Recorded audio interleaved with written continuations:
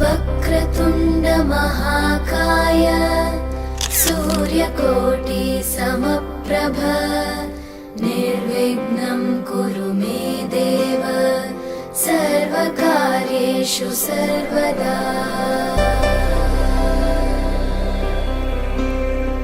वक्रतुण्ड महाकाय सूर्यकोटि समप्रभ निर्विघ्नं कुरु मे देव सर्वकार्येषु सर्वदा।